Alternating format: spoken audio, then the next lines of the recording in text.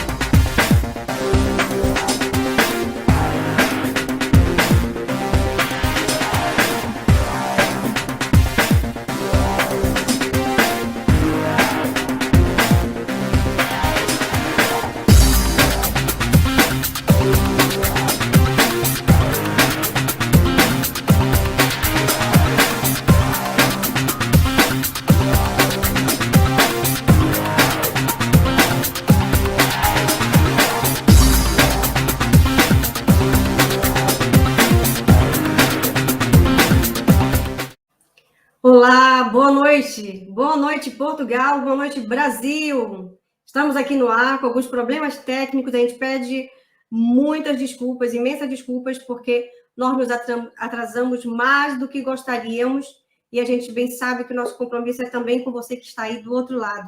A gente pede aqui imensas desculpas pelo nosso atraso e pelos problemas técnicos que nós estamos ultrapassando hoje, que não é nada normal. Mas, já começando, e sem mais delongas, porque nós estamos com muito atraso, já pedindo, obrigada pela sua paciência e ter esperado e estado aqui conosco, pedimos imensamente que você possa multiplicar, triplicar este início de programa, daí de onde você está, que possa estar colocando nas redes sociais, nas suas redes sociais, porque o assunto é muito importante. O grau de relevância daquilo que nós vamos tratar hoje é enorme, porque falando de transtornos de aprendizagem a nível Brasil, é falarmos de uma porcentagem absurda de crianças e adolescentes que estão passando por esse transtorno. E quando a gente fala criança e adolescente, pessoas, nós estamos envolvendo muito mais do que só elas. Famílias e profissionais envolvidos nisso no Brasil inteiro. Então, é com grande alegria que nós estamos aqui com todos os convidados que vão estar falando com uma propriedade enorme sobre o assunto. E nós aqui, jornalistas, eu cá de Portugal, aí estreitando um pouquinho mais o Atlântico, trazendo aqui também para Portugal o que se passa no Brasil em relação aos transtornos de aprendizagem. Hoje nós não vamos tratar especificamente sobre Portugal com este tema, mas nós estamos hoje fechando mais com o Brasil e falando sobre essa realidade. E vou já chamar aqui o nosso Aderbal Santos, que está em Brasília, mas antes de chamá-lo, eu quero dizer para você que esse programa ele tem por objetivo a ciência, o conhecimento, mais do que uma simples informação, mais do que um telejornal com notícias rápidas. Aqui a gente aprofunda o tema. Então, é isso que a gente quer levar para vocês, aprofundar esse tema, porque no Brasil é urgente e já demorou bastante tempo para que todas as famílias que têm pessoas com esse transtorno possam estar sendo contemplados, digamos assim, pela lei que nós daqui a pouco vamos tratar. Mas já pedindo para você se conectar conosco e compartilhar esse nosso grande programa, grande live jornal, que deseja aí, você já sabe, conectar-se com falantes da língua portuguesa espalhados pelo mundo inteiro.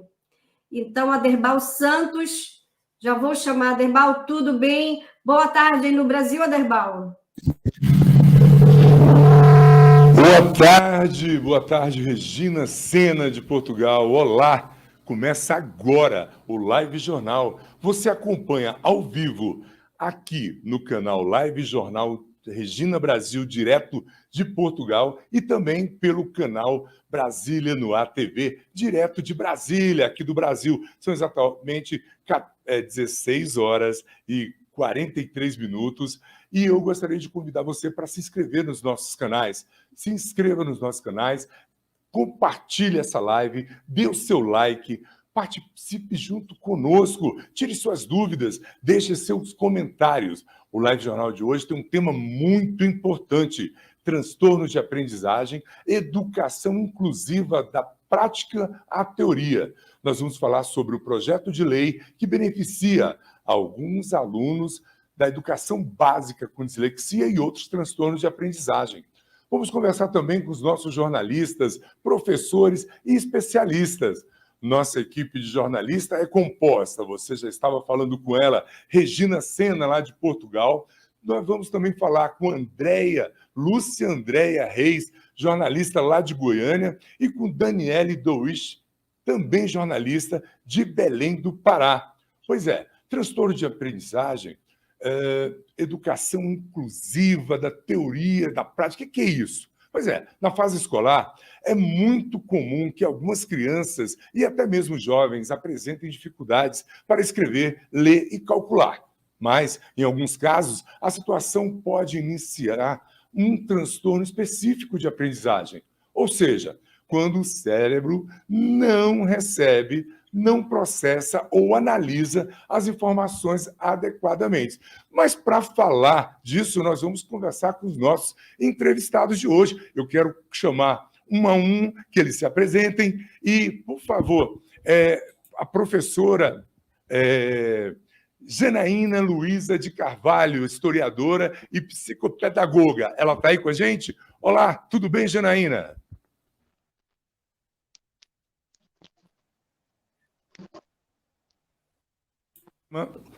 Alô, Regina. Olá, boa tarde, eu estou bem. Está aqui? Está aqui a professora. Sim, eu sou Janaína, sou professora aqui da Secretaria de Educação do Distrito Federal. Atualmente atuo na EAP, que é a Escola de Aperfeiçoamento dos Profissionais de Educação, dando formação para os professores da rede. E essa história do transtorno funcional tem muito a ver com a minha trajetória profissional, porque durante algum tempo eu participei de um programa de acompanhamento integral para transtornos funcionais, especificamente o TEPAC. Então, hoje eu acho que seria mais pertinente eu falar um pouquinho dessa experiência, porque chegar nessa lei, esse projeto de lei que passou pela Câmara, vai para o Senado, representa muita coisa para nós, porque nós que saímos desse chão da escola e fizemos uma coisa que na época não era assegurado por lei. E a gente aprendeu na prática, fomos formados nessa prática, mas isso nos trouxe grandes dissabores à época, porque éramos acusados de fazer algo que não estava ainda legislado. Por quê? Porque o MEC, quando ele trata de educação especial, ele tem o grupo de educação especial. Então, antes de entrar propriamente no tema, eu quero fazer uma autodescrição. Eu sou uma mulher parda, de cabelos pretos, lisos, tenho 45 anos. Bem, então vamos lá. Durante algum tempo, eu fiz parte do CAS, que era o Centro de Apoio ao Surdo. Os CAIs, eles são uma política pública do MEC, e toda federação, todo estado tem um CAIS. Então, eu fiquei no CAIS de 2014 até 2020, até o ano passado. E quando começaram a surgir os primeiros laudos de transtornos funcionais e de TEPAC, a Secretaria de Educação pensou, na época se falava DEPAC, distúrbio, né? Depois é que veio o CID, transtorno do processamento auditivo central, TEPAC. E aí falou transtorno do processamento auditivo central, então vamos mandar para o CAIS, o Centro de Apoio a Surdo, porque tem a ver com a audição. Eu cheguei lá depois, então os primeiros TEPACs que chegaram lá no CAIS, e nós éramos professores da área da surdez. Então, a gente começou a analisar... Desculpe te cortar, Janaína. Tudo bem, Janaína, me ouve? Sim. Eu vou apresentar os nossos outros convidados e já te chamo, eu quero ouvir tua história, eu quero ouvir todo o teu currículo. A gente vai conversar muito sobre esse assunto. Eu quero também cumprimentar nessa tarde e nessa noite de Portugal a professora Ana Rosa Maruel. Ela é professora de línguas estrangeiras e é professora também de educação especial. Tudo bem?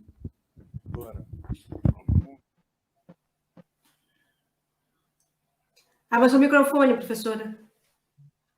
Gente, desculpa. Agora está tudo bem. É um prazer estar aqui com vocês. Boa tarde. Vai ser um prazer também compartilhar minha experiência. Eu trabalho numa escola diferenciada. Eu sou da Secretaria de Educação também. E eu atuo numa escola pública de línguas estrangeiras. Então, nós temos alunos surdos, né? Então, nós temos a presença de língua de sinais na escola. Nós ensinamos também inglês, espanhol, francês, alemão e japonês, né?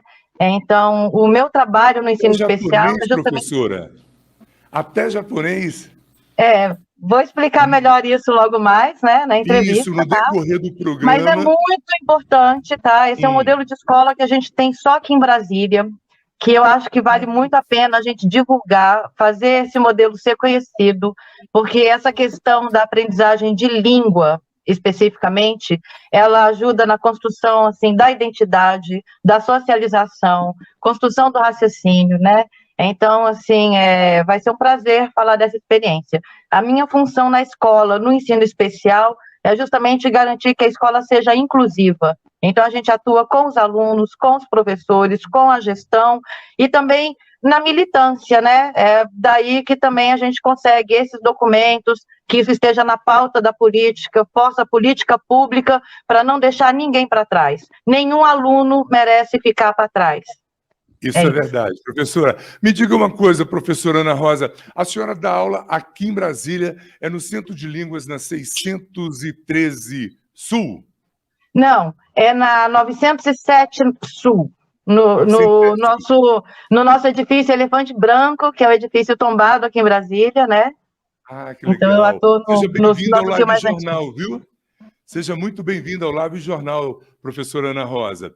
É uma honra para mim estar com você. Obrigado. Eu quero convidar também a professora Mônica Aviani, pedagoga de educação também especial. Boa tarde, professora Mônica, tudo bem? Boa tarde, Aderbal. Boa tarde, Regina. Boa tarde, Brasil. Boa tarde, Portugal. Maravilha. Esse encontro, para mim, é de grande felicidade, porque eu sou mãe de 2 meninos, um adulto já, com TDAH, dislexia, DEPAC. O pequeno também tem DEPAC, mas, enfim, o mais importante, eu sou a fundadora do movimento em defesa das pessoas com DEPAC. Isso é uma história comprida, mas que quando a gente começou, a gente teve que militar. Olha, o nome do movimento teve que se chamar Defesa. Era uma época bem difícil e a gente conversa mais na frente, tá bom? E sou professora também para contar, né, professora educação Mônica? Especial.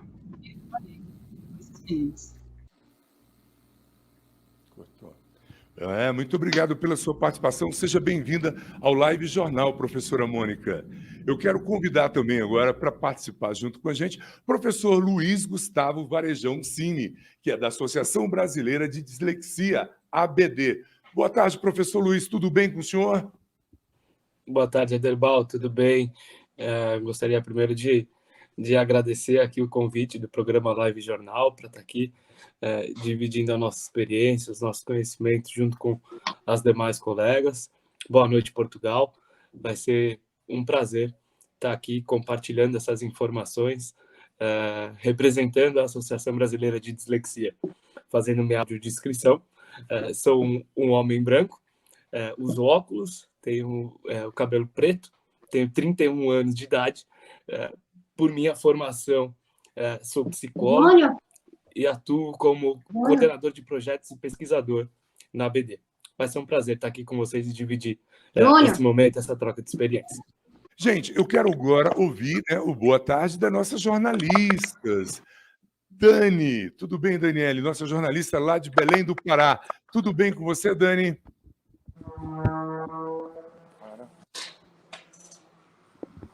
Acho que agora sim. Estão me ouvindo? Sim, estamos ouvindo. Boa tarde, Dani. Boa tarde. O nosso tema hoje é muito importante, né? Eu, como jornalista e também como pedagoga, né, nós temos algumas experiências e gostaria de compartilhar e também aprender com os nossos profissionais. Tem muitas dúvidas, né, sobre a dislexia. Está ouvindo? Estamos aqui com falhas aqui na internet. Temos muitas dúvidas em relação a esse tema. Pode ser aqui mesmo da geradora. Daqui... Oi? Dani, está cortando. Está Regina, ouvindo? Estou te ouvindo. Então, tá, eu vou dar uma continuada e, então, agora estou lhe ouvindo. Eu trabalhei na PAI, né, aqui de Belém. A doutora. Né, nós temos uma certa dúvidas em relação a isso. Nós vemos também que existem os sinais que os pais não sabem identificá-los.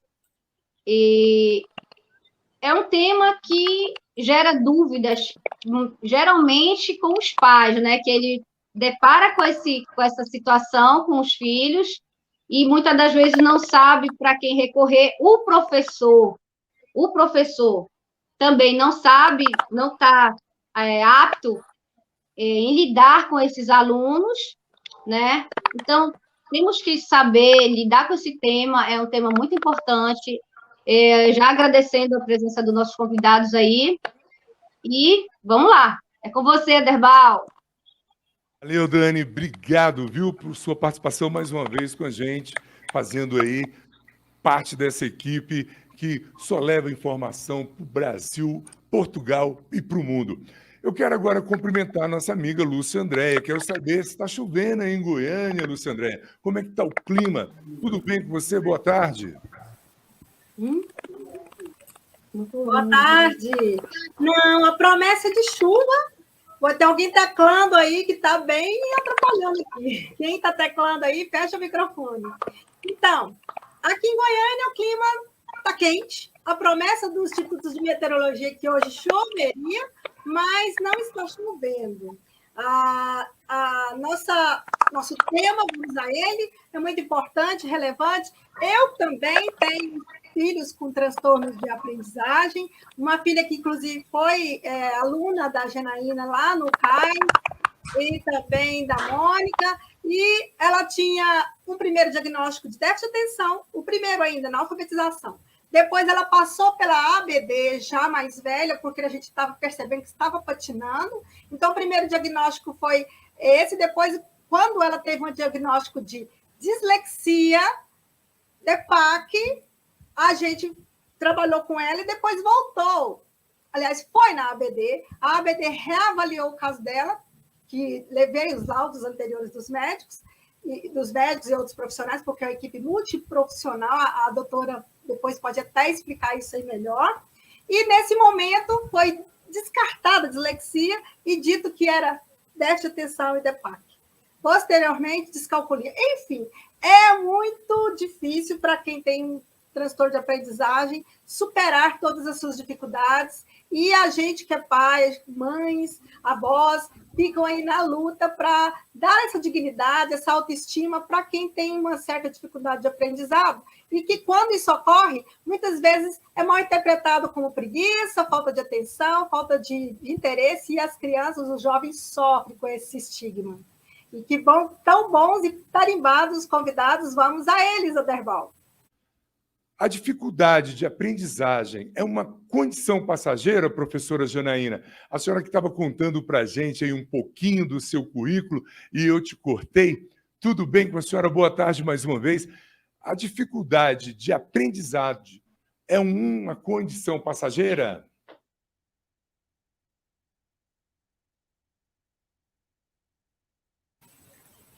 Já que a Janaína não está, eu acho que a doutora é bem qualificada para essa resposta, né, doutora Ellen?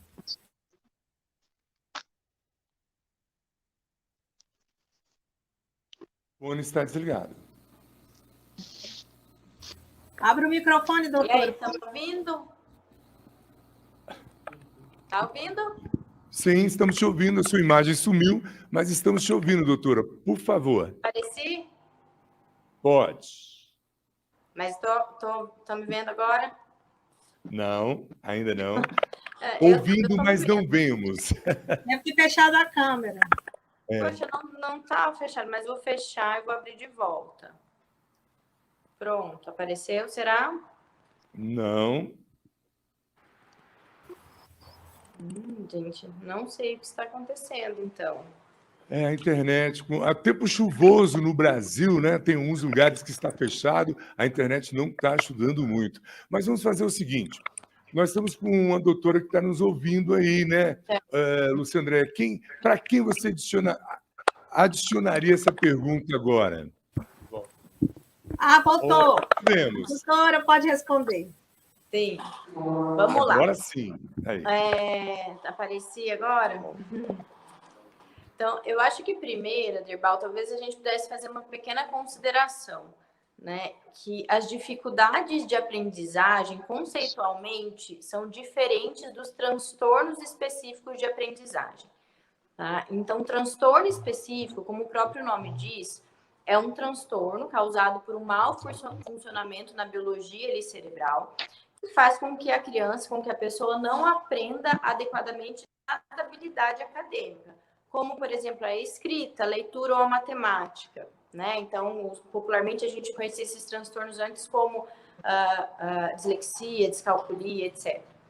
Então, esses são os transtornos específicos. Quando a gente fala em dificuldade, a gente está falando de outras questões, outros problemas que levam, como o próprio nome diz, a uma dificuldade para aprender, mas não configuram um transtorno específico para aprender determinada habilidade. Então, por exemplo, tá? O TDAH, transtorno de déficit de atenção com hiperatividade, ele se encaixa numa dificuldade de aprendizagem. não um transtorno específico de aprendizagem, tá? E os transtornos específicos são esses outros que eu já citei.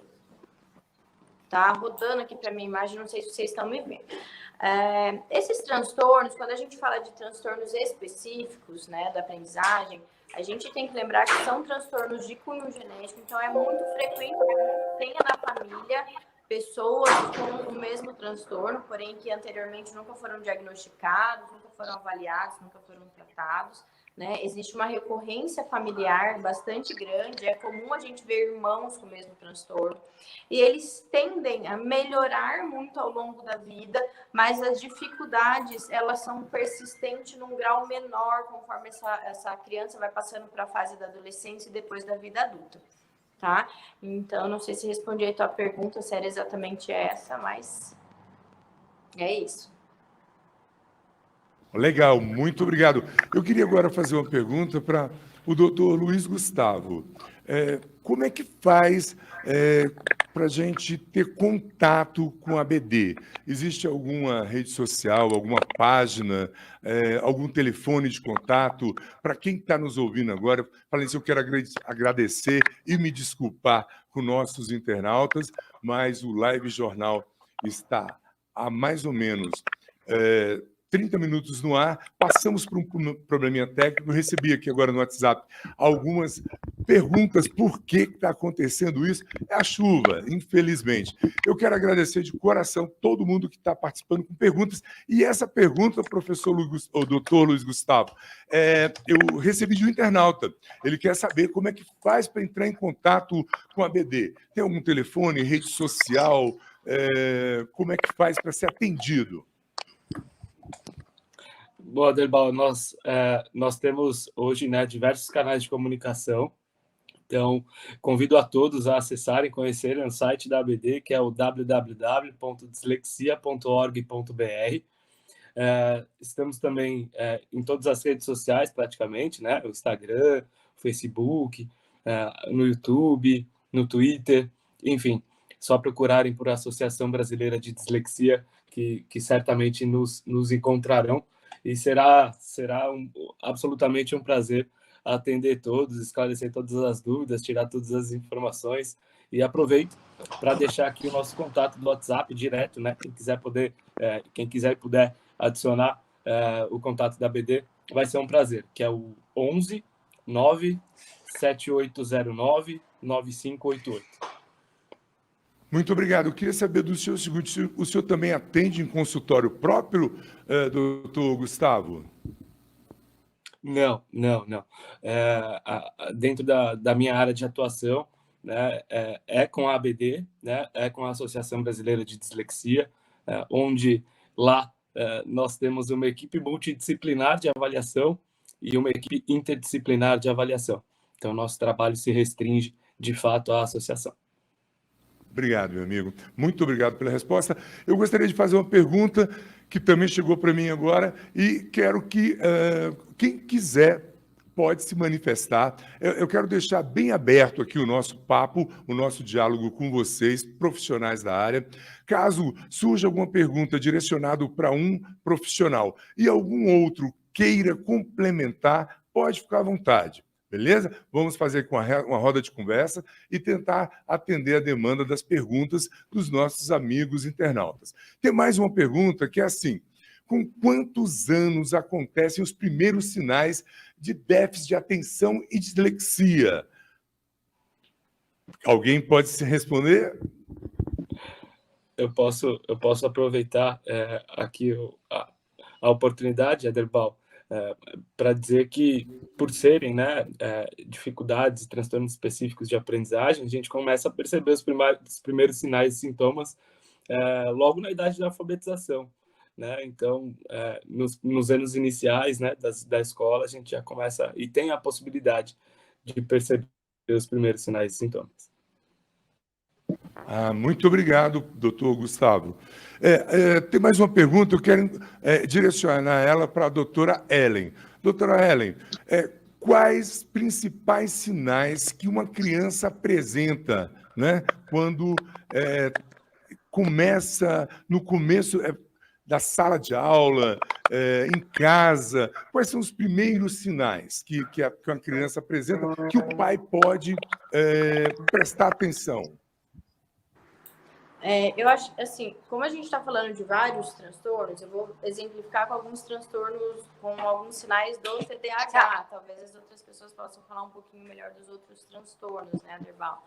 Mas quando a gente pensa em TDAH, é uma criança que é bastante inquieta, uma criança que costuma se levantar muito da cadeira, derrubar muitos materiais no chão, uma criança que toda hora pede para ir no banheiro, que levanta para ir na lixeira, apontar lápis, jogar sujeirinha de lapiseira.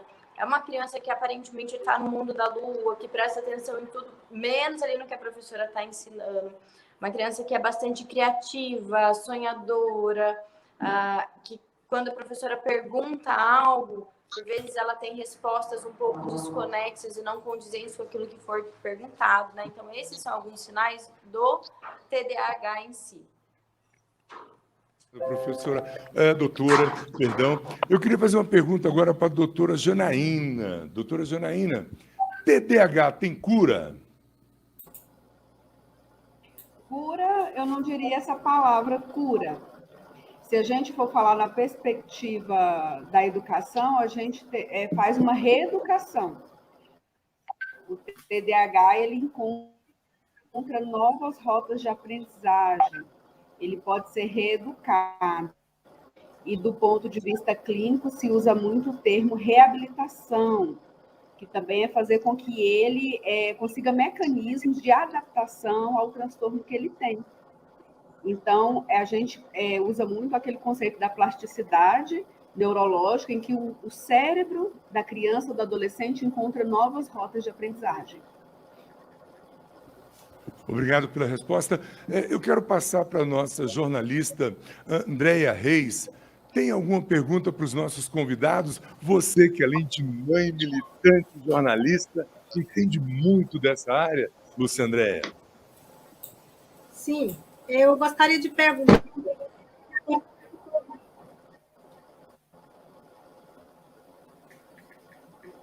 Acho que tivemos um bloqueio na internet da Andréia. Lúcia Andréia Reis, alô, alô, alô. Bem, enquanto restabelece o contato da Lúcia, Dani, você tem alguma pergunta para os nossos convidados? Tenho. Tá me ouvindo bem? Tudo ótimo. Temos. Sim, gostaria que a doutora Janaína ou a professora, as professoras presentes, né? A doutora Ellen pode nos ajudar com algumas perguntas que nós temos aqui. Sabemos que a dislexia não é fácil, né? De um leigo diagnosticar, e também os pais, muitas das vezes, não aceitam que o filho tem esse tipo de déficit, né? E, assim, alguns pais, como é a aceitação deles? No caso, eu vou direcionar aos psicólogos presentes aí. Alguns pais, como é essa aceitação, né? Sobre essa dificuldade que eles muitas das vezes aceitam ou não, né? E outra, quando os professores também não identificam a dislexia, aí o professor que não tem o conhecimento, ele fala, esse aluno dá muito trabalho, assim, entre aspas. Os pais vão dizer, meu filho é preguiçoso, tem preguiça. Então, qual dos profissionais podem ficar à vontade para responder?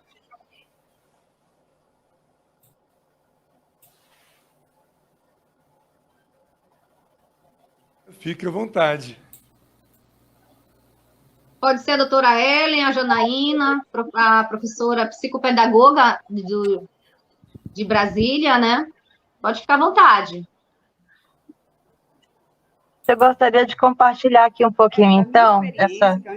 Bom, então, doutora Janaína ou a professora Ana Rosa também é uma pergunta direcionada aos psicólogos, à doutora Ellen também. Vocês podem ficar à vontade, porque é uma dúvida minha. O meu TCC foi em relação direcionado às pessoas, às crianças com algum tipo de deficiência, né? Trabalhamos no MAPAI, e quando eu fui trabalhar na escola, que a gente fala assim, dita normal, eu vi muitas crianças com esse tipo com esse diagnóstico, e professores não sabiam lidar com esse tipo, né? E aí a gente fica numa situação complicada, porque eu me deparei também que muitos pais, eles não aceitam isso, não, meu filho jamais, né? Não existe isso. Então, fica difícil para nós, professores, né, dar essa informação, porque a gente sabe que tem a avaliação multidisciplinar, que é, no caso, o psicólogo, o neuropsicologia, né, a neuropsicologia, o fono, e a psicopedagoga. Então, tem toda uma equipe que pode preparar esses pais e professores que não têm ainda a capacitação para lidar com essa criança, desde dos sinais da pré-escola até os sinais da fase adulta, faculdade, enfim. Para quem é a pergunta, Dani? Para quem é a pergunta? Como eu estava falando, pode ser para a doutora Ellen, para a psicopedagoga. A doutora Ellen já precisou sair, ela já não está cá conosco, ela já precisou sair, porque já vai ter aqui uma consulta. Então, a gente já agradece a presença da doutora Ellen, que esteve conosco. Ela prometeu até nos enviar aqui um vídeo sobre o diagnóstico também, sobre as dificuldades e como conseguir o diagnóstico dos transtornos de aprendizagem. Se ainda der tempo do programa, ela ainda vai nos enviar esse vídeo. Mas eu vou direcionar aqui a pergunta para a professora Ana. Professora Ana, você pode responder, por favor?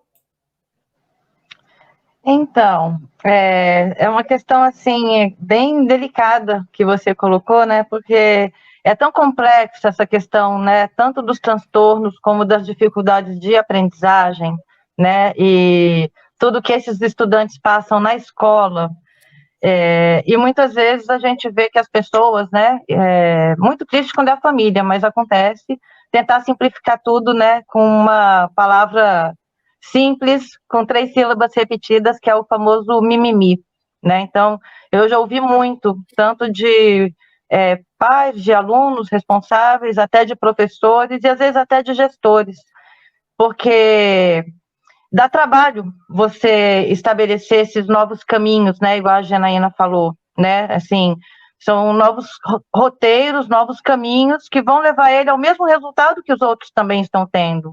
Mas aí envolve um pouco mais de paciência, um pouco mais de trabalho, e os pais ficam comparando, né? Tem aquela coisa assim de comparar com o amigo, comparar com o primo, comparar com o irmão, e esquece que a gente não pode ser comparado, cada um é único. Então, o estudante, ele já está... normalmente, o CIL, ele atende alunos a partir de 11 anos, né? Então, a gente pega o Fundamental 2, mais o ensino médio. Então, essa questão da construção da identidade, né, e a comparação, isso faz o adolescente passar por muitos períodos de ansiedade, né? Às vezes se sentir fracassado quando acabou de começar a tentar a vida. Ele ainda está na escola e ele já está se projetando, às vezes, como um fracassado por conta dessa carga da expectativa. Porque todo mundo quer o mundo perfeito, né? O professor, o pai, a mãe, quer o mundo perfeito. Você fala uma vez, a pessoa escuta uma vez e ela já aprendeu e já sabe tudo. Quando a gente sabe que isso não é uma invenção, assim, tem pesquisa mostrando, o cérebro precisa de repetições. E aí, quantas repetições? Vai depender muito de cada caso. Isso, com certeza. Professora Ana, eu queria passar agora para a Regina Sena, que também tem perguntas para os nossos convidados. Regina, é com você. Olá. Olá, Derbal. Então, a gente está aqui passando por a internet não está ajudando nada. Nós estamos aqui com muito assunto, muita coisa para falar e para perguntar. Nós estamos aqui diante, eu queria que agora todas as professoras que aqui estão, que inclusive o psicólogo que aqui está também, o Gustavo Cime, para que a gente pudesse falar aqui de uma forma bem objetiva. Fale-nos assim, o que era a educação, aliás, o que é a educação atual sem o devido apoio de professores formados, no sentido, professores que estejam fazendo formações na área do transtorno da aprendizagem, porque a gente sabe que um professor, dentro de sala de aula, ele tem tantas demandas para fazer e ainda tem que se multiplicar na atenção aos alunos que estão com transtorno. Agora, mas é bem sabido que é necessário que esses professores também passem por uma formação para que melhor possam atender a esses alunos que aprendem de um outro jeito, não é? Eles demoram o aprendizado, há uma demora no aprender, mas é porque eles aprendem de outro jeito, mas se aprende. Agora, a paciência e a metodologia é preciso ter. Pergunto para vocês, dentro de uma sala de aula que não há um professor que responda a esses anseios de um aluno com transtorno de aprendizagem, eu penso aqui que a perda ela é quase que recíproca, tanto dos professores quanto também daqueles alunos que não conseguiram receber a educação certa. Qual seria, eu pergunto para vocês, qual seria, e vocês já adentrem aqui a falar sobre o projeto de lei, o que se encaixaria perfeitamente para que não houvesse mais essa dificuldade que dentro da educação no Brasil há muitos anos. Né? Nós estamos falando aqui que deveriam ter profissionais da psicologia dentro de uma escola, que deveriam ter muito mais apoios próximos aos professores, ao momento do período da escola, né, da aula. Então, eu queria que vocês dissessem aqui um pouquinho do que está acontecendo agora, não é? E o que é o essencial para que isso mude, já falando um pouquinho do projeto de lei que está tramitando no Senado. Eu vou começar aqui com essa pergunta, eu quero que me responda a professora Mônica Aviani. Professora Mônica, por favor, fale aqui para nós um pouquinho. Peraí, que eu já vou colocar a senhora aqui um momentinho, eu já vou colocar a professora. Professora Mônica. Bom, quando você fala justamente no ponto nevrálgico, que foi uma das grandes batalhas que nós tivemos, que é o quê? O nosso sistema de governo cultural trata a saúde separada da educação, sendo que a saúde e a educação estão dentro do ser. Então, essa interligação é impossível de inexistir. Tenho certeza. Aliás, nós já fizemos vários debates em cima disso. Enquanto houver essa segregação, fica complicado para o organismo em si, né? Quando não houver um reconhecimento que existe uma integração, fica muito complicado. Você fez a pergunta com relação a como é que fica a professora. Eu lhe respondo agora como professora. Olha só que interessante, nós temos um representante da dislexia, nós temos um movimento do TDAH, nós temos vários movimentos e a professora não só. E aí você pergunta, como é que a professora vai saber distinguir? Ora, a professora vai ter que ter quantos conhecimentos? Porque se eu preciso de ir no lugar especializado para identificar aquele determinado transtorno, como é que fica o professor com a responsabilidade? Porque o que acontece de forma geral, até pela dificuldade mesmo de identificação dos transtornos, primeiro a gente leva na dificuldade. Não, tem dificuldade, depois é difícil, depois chega num ponto não. Tem coisa errada, a gente precisa ver mais a fundo. E aí começa a peregrinação de especialistas. Isso é bem complicado também, bem complicado. E o professor fica de Cristo. Como assim? Fica de Cristo. Quando vocês falam, não, mas tem professor que perde a paciência. Professor é de ser humano, né? Isso acontece. Mas existem muito mais professores muito preocupados em estudar e estudam muito para conseguir descobrir aonde está aquele ser, aonde está aquela personalidade, aonde está o coraçãozinho daquela criança, que o futuro está ali, né? E quantas vezes a gente não vê um professor frustrado porque é culpado do filho não atingir X ou Y, né? Ou do aluno, porque a gente tem, né, coordenadores, chefes também. Então, essa situação é uma situação muito delicada e requer, sim, um amparo de cursos. Isso tem que ser no Brasil inteiro. O meu trabalho começou em 2009. Eu ainda não trabalhava especificamente na educação especial. Com a situação do meu filho, eu fiz um movimento, comecei a estudar muito. Eu estudei e militei de 2009 a 2019, lá na audiência pública da Mara Gabrilli. A gente chegou num dia e já estava para fechar a lei, TDAH e dislexia. Maravilha! Mas e os outros? E os outros? Os outros estavam no mundo da invisibilidade. E as outras famílias? A Janaína está aí e ela lembra que na época que o CAS, naquela época, ele fazia esse serviço, né? Depois a situação muda, enfim. Mas o CAS chegou a atender 300 alunos com reconhecimento que tinha o distúrbio. Gente, compreenda, eu estou falando de um distúrbio. Existe a comorbidade, existe a multiplicidade, existe, mas a alteração primária era o DEPAC. E quem que teve que resolver essa situação? Olha que loucura. Gente, nós passamos por uma época de briga entre os fonoaudiólogos e os pedagogos, porque os fonoaudiólogos falavam, isso é da saúde, e os pedagogos falavam, eles estão dentro da sala de aula.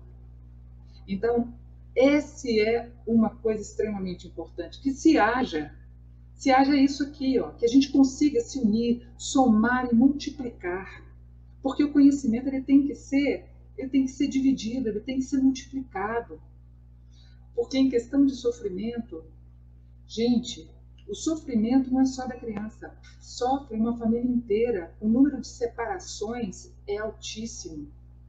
E o que a gente tem para falar para a mãe hoje? Para a mãe brasileira, eu estou extremamente feliz, já falei no início e vou falar novamente. Maravilhoso, eu estou muito feliz por isso, muito feliz, porque eu tenho certeza que muito cenário vai mudar.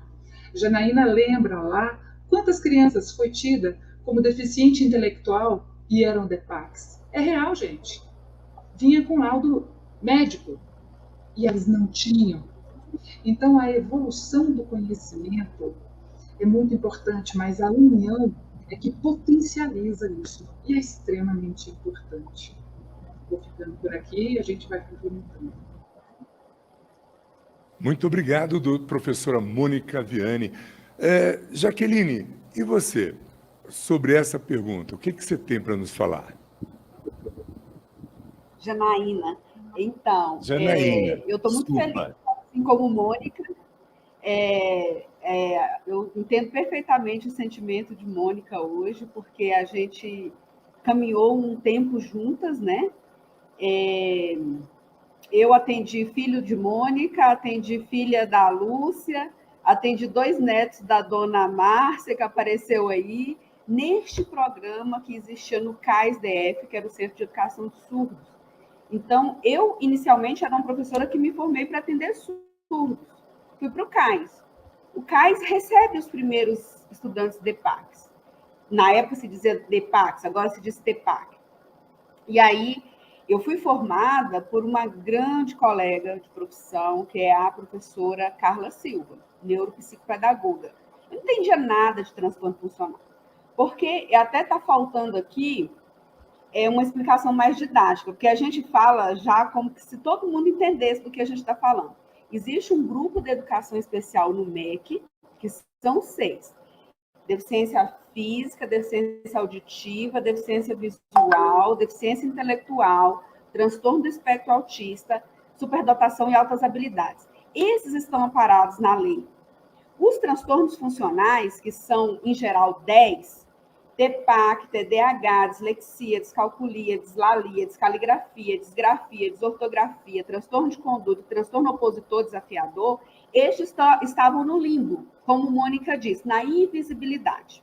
Então, como Mônica falou, chegava para nós uma menina com TEPAC com laudo de esquizofrenia. Porque ela fala que escutou coisas e ninguém falou isso. Porque o TEPAC, né, tem problema na codificação e decodificação da língua, da linguagem, tanto escrita como oral. E aqui em Brasília, falou assim, não, transtorno do processamento auditivo central, audição, manda para o CAIS. E aí, Carla começou a estudar isso. Na época, em Brasília, não tinha nada. Ela foi para São Paulo e pegar pesquisas na Unifesp, que traduziram os protocolos dos Estados Unidos, e começou a desenvolver um plano pedagógico, que não tinha nada a ver com reabilitação, a gente dizia reeducação.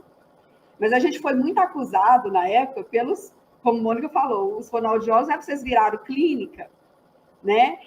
E não era isso, porque o nosso programa, que a gente estava desenvolvendo lá, era um programa que trabalhava com português, raciocínio lógico, psicomotricidade, informática educativa e o atendimento psicopedagógico. Então, ele ia 2 vezes por semana e aí ele passava por todos esses atendimentos. Então, eu não estou falando aqui de teoria, tenho testemunhas vivas aqui, que ao final de um semestre, ao final de um ano, existiam muitos ganhos. Esses estudantes conseguiam se reeducar, conseguiam novas rotas de aprendizagem, terminava ali, a gente tinha de criança a adulto, então eles conseguiam terminar lá a educação infantil, os anos iniciais, os anos finais do ensino fundamental, ensino médio, já tinha também gente na faculdade, e eles começavam a ter testemunhos assim, minha vida mudou, porque, professor, você me ensinou a organizar minha agenda, você me ensinou a organizar meu caderno de matéria, você me ensinou a estudar com mapas mentais, você me ensinou eu fazer resumo, me ensinou a gravar aula para eu ficar em casa ouvindo depois várias outras rotas de aprendizagem. Então, foi um programa que foi testado e avaliado. Só que nós não tínhamos legislação. Então, enfrentamos duros embates, Mônica principalmente. Eu quero aqui, acho que a gente tem que fazer justiça, né, Mônica? Depois de muitos anos, vocês tomaram muita pedrada, a gente brigava com o povo lá fora, tinha hora que a gente brigava entre nós, era tanta confusão, porque a gente foi muito massacrado, muito. E aí, o CAIS desenvolveu este programa até 2015. Nós fomos denunciados ao Ministério Público por estar atendendo transtorno funcional sem ter legislação. E em 2015, o Ministério Público determinou que os transtornos funcionais fossem retirados do CAIS, que o CAIS ficasse só com atendimento do estudante surdo, mas com o compromisso da Secretaria de Educação organizar um novo espaço e continuar com o programa, já que o programa era tão rico, já estava testado e avaliado que funcionava, né? Enfim, a única coisa que foi cumprida é que eles foram retirados do CAIS. Mas nunca houve essa reorganização, porque também não tinha legislação. E a gente sabe que a vontade política, ela tem que ter uma realização, e ainda tendo legislação, precisa ser provocado, precisa ser denunciado. As coisas na educação e na educação pública são extremamente difíceis. Então, o programa acabou, esses meninos voltaram para a invisibilidade, a família que pode pagar particular esses profissionais procuram, as que não pode, fica pela boa vontade das escolas terem um olhar diferenciado. Enfim, agora nós temos uma legislação que diz que tem que ter um programa de acompanhamento integral. Então, assim, eu nem estou mais no CAIS, eu hoje estou na EAP, que é a escola de formação, dando formação na área da educação especial, com todo esse legado, sou muito grata à Mônica, à Naíla, à Carla Silva, e não posso citar o nome de todo mundo, que foram profissionais incríveis, alfabetizadores incríveis, professores de educação física incríveis, e foram muitos. Eu só posso agradecer porque eu ganhei uma formação em loco que vou levar para o resto da minha vida profissional, um crescimento profissional e pessoal muito grande, e infelizmente fomos vítimas de estar num contexto histórico diferente, porque nós estávamos na vanguarda, mas a educação está lá no século XIX, né, em termos de legislação. Então, a gente tomou muita cuidado. Mas se a lei está para sair, vai ser feito, então, um programa, eu quero dizer que tem gente aqui em Brasília que pode ser consultado em relação a esse programa, porque a gente já fez isso. É isso, eu agradeço muito a oportunidade. Desculpa o desabafo aqui hoje, mas acho que era importante eu falar isso. Certeza. Você foi uma das guerreiras, essa equipe toda, né, que você relacionou, realmente deve ter sido muita gente envolvida em prol do bem de uma comunidade que sofre e sofria muito. Eu queria ouvir agora a professora Ana, com as suas colocações sobre essa pergunta da Regina. Tudo bem, Ana? Tudo bom. Então, queria complementar aqui a fala da Janaína, né, porque eu acompanhei muito tudo isso também. Ela mencionou aqui a professora Carla. Nossa, a professora Carla, no início da minha vida no ensino especial, foi quando eu encontrei a professora Carla, assim, e ela abriu a minha cabeça para tanta coisa, assim, que eu não enxergava, né, quando a gente vai vendo que é no processo.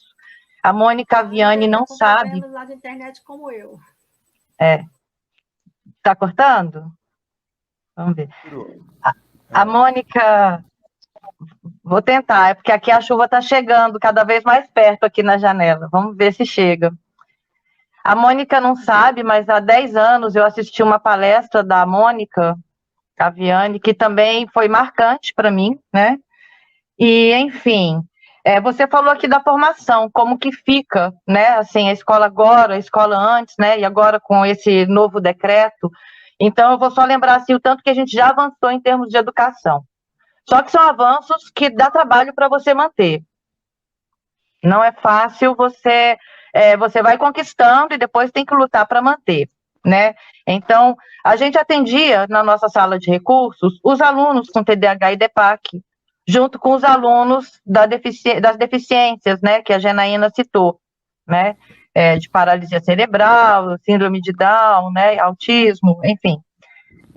Deficiência visual, deficiência auditiva, e a gente também atendia, né, os alunos com transtorno de déficit de atenção e de processamento auditivo, né. Eu queria só complementar aqui essa informação, né, que realmente ela falou, a gente fala com a naturalidade. Fique à vontade. Pode ficar à vontade. O transtorno do processamento auditivo, ele é como se fosse um surdo ouvinte, porque ele é neurológico, ele é no impulso nervoso. Depois que você pegou o ouvido, captou o som todo, e ele passou, então, para os neurônios, ele começa a transitar como impulso elétrico no cérebro, não é isso, Janaína? Depois ela complementa, só para as pessoas entenderem. E aí, esse impulso elétrico meio que se perde no caminho, e o aluno, muitas vezes, não forma a imagem associada àquilo que ele escutou. E aí, vem aquela falha cognitiva. A questão da preguiça, parece muito que é preguiça, porque é um esforço muito grande que ele gasta para fazer leitura labial, para complementar o que ele escutou e chegar, então, no processamento da informação. Isso dá um desgaste maior do que o outro aluno que conseguiu fazer isso somente escutando, né? Quando eu comecei, há 10 anos, os professores entravam na minha sala falando assim para mim, toma aqui o seu aluno de volta, ele não dá conta de acompanhar a minha sala. Né? Então, a gente respirava fundo, e aí no espaço das coordenações com os professores, por isso é importante o momento de coordenação, ele é um momento muito questionado e parece que a gente não faz nada, mas a gente estuda, a gente prepara a aula, prepara atendimento, e no nosso caso da sala de recursos, a gente coordena com os professores, junto, a gente coloca isso na pauta. E aí a gente vai conversando, vai trazendo uma palestra, vai trazendo uma informação, vai trazendo um psicólogo, vai procurando onde que tem, assim, a gente observa qual o problema que está tendo ali na escola, né? Qual a dificuldade que o professor está tendo com o aluno. Normalmente a dificuldade de um é a dificuldade de muitos, né? Então a gente faz a formação na coordenação coletiva, né? Com essa formação, os professores em sala de aula começam a melhorar essa sensibilidade com relação à maneira como o aluno aprende. Ele começa, em vez de rejeitar o aluno, a ter mais curiosidade de quais são os processos que estão ali naquele aluno, acontecendo ali naquele momento, para fazer ele chegar naquele objetivo daquela aula, certo? Então, hoje em dia, 10 anos depois, eu já não tenho mais essa situação de professor devolvendo o aluno meu. Já tenho o entendimento que o aluno é da escola. Então, a escola acolhe o aluno e nós todos pensamos na melhor maneira de atender o aluno. Quando veio, em 2015, esse corte do atendimento, a gente sofreu muito. Eu tive que dar essa notícia para os pais. Eu vou confessar que teve vezes que eu chorei, né? Porque não é fácil você chegar para a pessoa que precisa do seu atendimento e falar, olha, agora tem uma lei, tem um documento aqui e eu não posso mais atender. Porque existe também um envolvimento afetivo. O afeto, ele realmente influencia na aprendizagem. Você demonstrar que você confia naquele aluno, que você não duvida que ele vai chegar lá e que ele não tenha pressa. Se não for em 1 ano, vai ser em 2, em 3, em 4, mas ele chega. E eu tenho experiências positivas de alunos que passaram 5 anos se preparando para o vestibular e acabaram passando. Alunos com autismo, alunos com paralisia cerebral, que a princípio, no documento médico que eu li, no inicial que chegou na escola, dizia que ele dificilmente ia ser alfabetizado. E eu tenho aluna que hoje em dia faz faculdade de marketing e o laudo dela há 15 anos, veja, porque no centro de língua são 5 anos, mais ou menos, cada idioma. Então, o aluno termina o ensino médio e ele continua recebendo o estímulo da língua, da aprendizagem de língua, que é o raciocínio.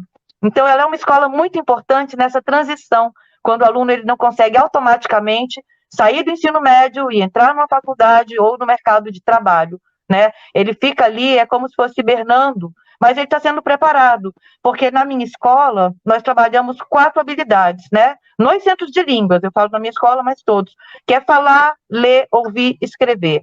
O aluno apresenta palestras e projetos orais para os colegas em sala, então ele treina a oralidade e o falar em público, ele quebra um pouco esse bloqueio, o medo de errar, né?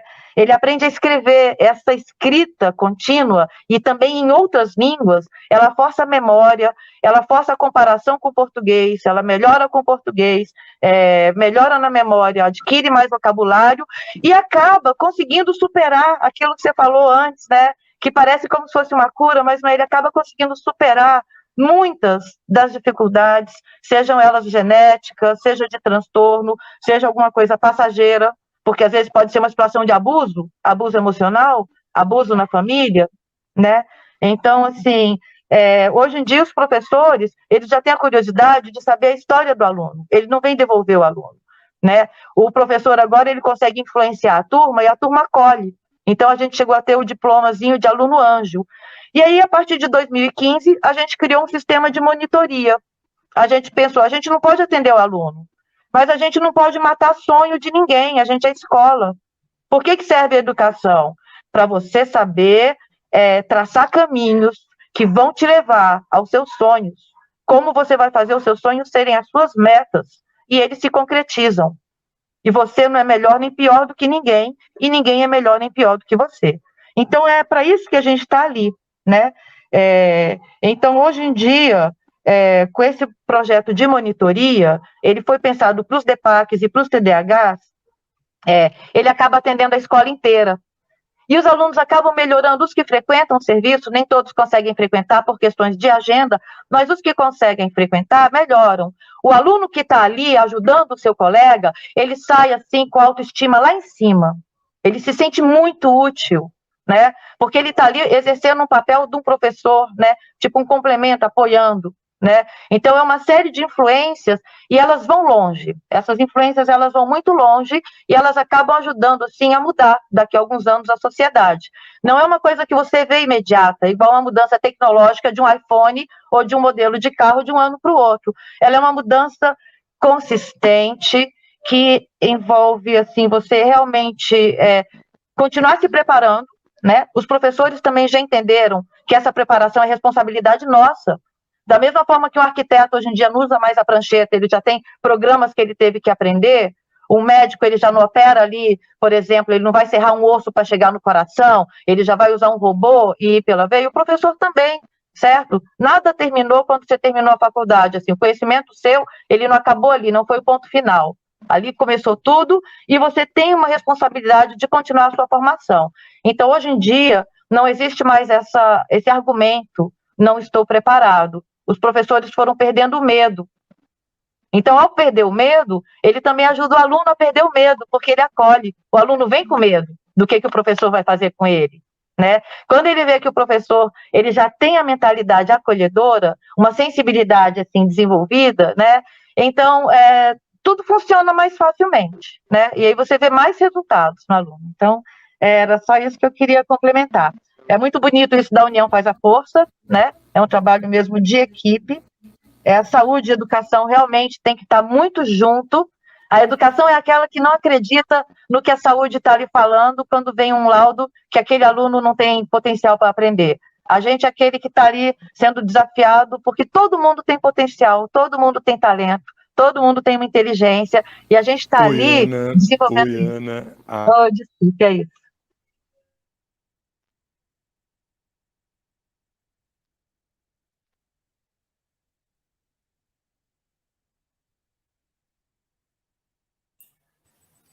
O Aderbal travou, mas eu gostaria de fazer uma pergunta para o doutor Gustavo, da ABD. Doutor Gustavo, todo mundo está falando da lei, daqui um pouco eu vou falar um pouco o que é essa lei, que, na verdade, só para abreviar aqui, é um passo, estamos a pequenos detalhes dessa aprovação de uma lei que ficou 13 anos tramitando no Congresso, a gente militando quanto mãe, de aluno, e é a Lei 3.517/19, que beneficia alunos da educação básica com dislexia e outros transtornos de aprendizagem. E o poder público pode ser obrigado a oferecer um programa de identificação e tratamento em alunos da educação básica diagnosticado com dislexia, transtornos de déficit de atenção e hiperatividade e qualquer outros transtornos de aprendizagem. E a minha pergunta, com a ABD, a Associação também dos Transtornos de Déficit de Atenção, e nós também da área de outros transtornos, foi uma luta aguerrida. Como a ABD atuou junto ao Congresso nessa luta? Especificamente, só para as pessoas terem noção como é que foi difícil chegarmos até aqui a poucos passos, né? A promessa é que até outubro estejamos com ela na mão.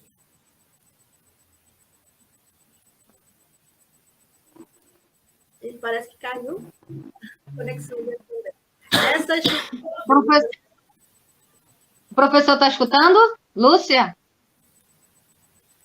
Eu acho que ele não está escutando. Está me ouvindo? Está me vendo bem? Agora sim. Agora sim, agora Pode sim. falar, professor. Pode falar, professor Luiz. Oi, Lúcia, está me Está vendo? ouvindo? Estamos te ouvindo.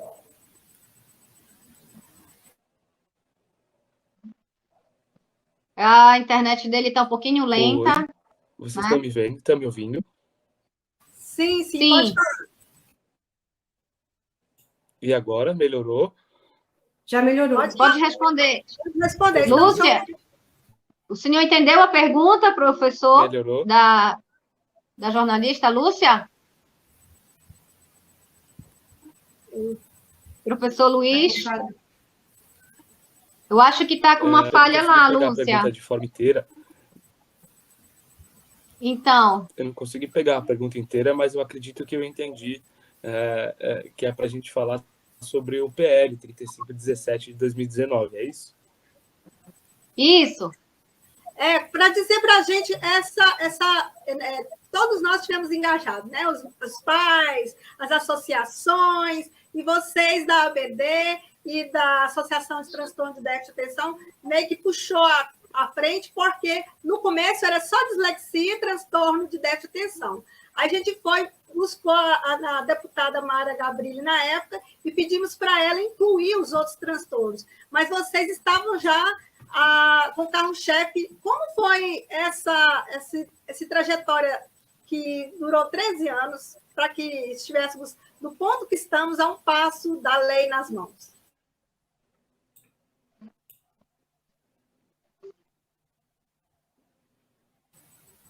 Me ouve? Tá, perfeito. Bom, primeiro é um motivo de muita alegria, né? Tá vindo aqui poder compartilhar essas informações para o que de fato será um marco para a história da educação do nosso país, né? Estou aqui representando a Associação Brasileira de Dislexia, que é uma ONG, né? Uma organização não governamental sem fins lucrativos, que foi fundada em 1983, né? Por um pai que, ao se deparar com as dificuldades de aprendizagem da filha, não encontrou as respostas e recorreu à British Dyslexia Association, que é a BDA, uma associação de dislexia do Reino Unido. Teve o diagnóstico de dislexia da sua filha confirmado, voltou para o Brasil e fundou a ABD. Né? Então, foi assim a história de início da associação, que, ao longo dessas quase 4 décadas de atuação, eu tive a oportunidade de partilhar de uma década. Então, esse ano eu completo 10 anos de ABD e posso dizer com segurança e precisão que nós participamos, né, desde da elaboração desse projeto de lei lá em 2008, 2009, por toda a tramitação que aconteceu na Câmara dos Deputados Federais e a sua respectiva aprovação, né, e agora a gente, como você bem colocou, Lúcia, está a um passo, né, de ter essa aprovação histórica, né? Trata-se de fato de um projeto de lei federal, né? Então a gente vai ter a oportunidade de ter a primeira política pública federal destinada especificamente aos alunos com transtornos de aprendizagem, né? Dislexia, TDAH e os outros transtornos de aprendizagem. Então, de fato, a gente encara essa situação como um marco, né? E um motivo de muita alegria. A gente vem acompanhando atentamente todas as etapas desse projeto de lei há mais de uma década, né? Então, infelizmente, por conta desse longo período de tramitação, uma geração já foi deixada para trás, né? Sem o devido atendimento, mas mais do que nunca e mais do que sempre, a gente está mais perto de tão sonhada aprovação. E seguiremos atentos e dedicando todos os nossos esforços para esse que é o principal objetivo da associação, não só, né, da ABD, como todos os outros grupos, associações, pais e mães que estão defendendo essa causa de modo inédito, né, na história do nosso país, e a gente está conseguindo levar esse projeto de lei à frente, né? Agora, ele passou na semana passada pela Comissão de Assuntos Sociais do Senado Federal. Com muita dedicação, a gente conseguiu fazer com que ele fosse direto para plenário, né? Então, não vai tramitar pela Comissão de Educação, vai direto para o plenário. Data essa que a gente ainda não tem, né, em vista, mas o trabalho ele é diário. Né, o trabalho ele é diário, a gente tem que ficar atento, fazendo a interlocução com os senadores, né, destacando a importância desse projeto de lei, né, e tudo que implica, né, a aprovação do mesmo. Então, pela experiência do nosso trabalho, a gente sabe que o que mais faz sofrer, né, uma pessoa que tem dislexia ou qualquer outro transtorno de aprendizagem é a desinformação. Né? Então, as pessoas não saberem o que por consequência, como lidar, este sim é o principal fator causador, né, de sofrimento dessas pessoas. E a aprovação desse projeto de lei, que é federal, inédito, histórico, um marco no nosso país, vem justamente como a principal ferramenta de combate à desinformação. Né? Então, a partir da aprovação desse projeto de lei, poxa, que sugere e propõe o acompanhamento integral dessas crianças, ou seja, vai fazer com que haja, de fato, a interlocução entre o trabalho da educação e da saúde, que é fundamental, né, para o ser humano, como de modo geral, de fato, é um motivo de muita alegria, dedicação, e mediante, né, a junção, a união de todas essas associações, grupos, pais, mães, enfim, do nosso Brasil inteiro, a gente está muito perto de conseguir esse feito, que vai ser, de fato, um marco para a história da educação do nosso país. Doutor Gustavo, a minha filha é uma das crianças que ficou pelo caminho e a gente foi assim, em cima de muita luta para que ela chegasse à faculdade, se formasse, ainda que num curso técnico universitário, né, híbrido, né, de 2 anos. Mas o que eu quero também é lembrar que não só minha filha, outras crianças que hoje já estão até na faculdade, com muita luta dos pais nessa busca de diagnóstico. Você contando a história da BD, que o pai foi fora do país, para a minha realidade, eu tive que ir para São Paulo, eu morava no Tocantins na época, eu tive que ir para São Paulo, Goiânia e Brasília para fechar um diagnóstico.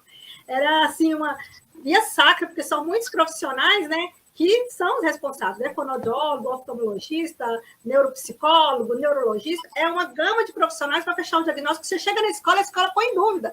É muito triste, a gente desespera. Agora, com essa lei federal, as próximas crianças, se Deus quiser, não passarão por isso, os pais não sofrerão isso. E também nós vamos ter um vídeo agora, né, Regina, que traz um pouco da trajetória de outra pessoa também, que tem uma história para contar de como foi essa luta, né? É isso aí, Lúcia, Andréia. Gente, muito linda a participação de cada um de vocês. Agora, a Regina vai apresentar para a gente um vídeo. Regina, é com você. Olá, então, nós estamos aqui vendo um cenário, né? Foi falado aqui durante a fala aqui das professoras, todos que estão em Brasília, então tiveram